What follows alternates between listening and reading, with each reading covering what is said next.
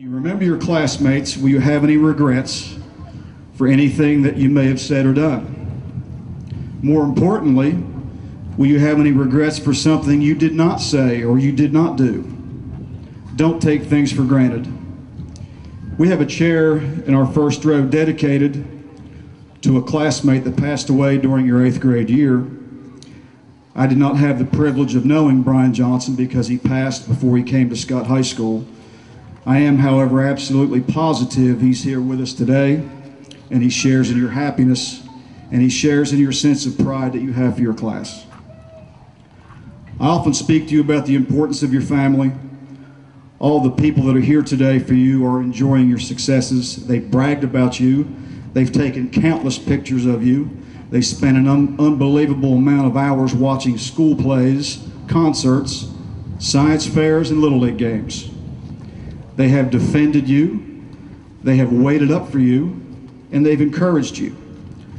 Once in a while, they even had to do battle with you and possibly even give you some consequences if your behavior warranted it. Your parents, grandparents, and other family members have had a profound influence on you becoming the young men and women that you are today. Please remember to thank them today. Your teachers also share in this pride you feel for your accomplishments today.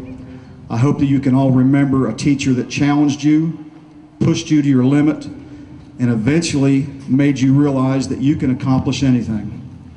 I also hope that someday you can personally thank that teacher for convincing you not to accept mediocrity in your work, for that matter, for anything else in your life. When I think about that, I guess I need to follow my own advice and give you a little personal story and tell you that someday I will thank a man named Mr. Ed Andrews. He was my 9th grade phys ed teacher who was also my football and baseball coach. He was an important role model who had a major influence on me. Because of him, I knew even way back then what I wanted to do with my life. Someday I will track him down and I'll let him know how important he was to me and how he helped me shape the course my life has taken. I was very lucky. I knew what I wanted to be when I was 15 years old. Most of you today probably do not what you want to do to pursue a living in the future. At this point, I would also like to say I would be remiss if I failed to mention this, on this beautiful Memorial Day weekend, the Lord has truly blessed us with all the rain, and we brought some sunshine and even a little breeze and electricity for us today. I know a lot of people have been struggling with that, and I appreciate you being here. But I'd like to mention our veterans that are in the audience today on this Memorial Day weekend. It's because of the actions. Let's give them a round of applause, please.